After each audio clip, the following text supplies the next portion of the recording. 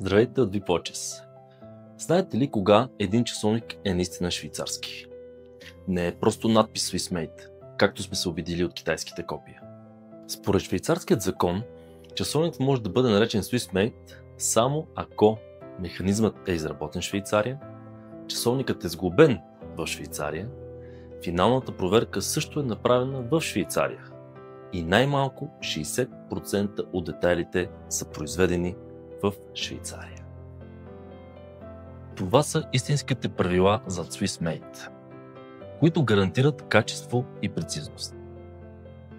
Ако искате да откриете истински швейцарски часовници, а не просто такива с надпис Swissmade, разгледайте ги в VPOCHES. Щях да забравя. Всички часовници на Swiss Military са намалени с 10%. Чао!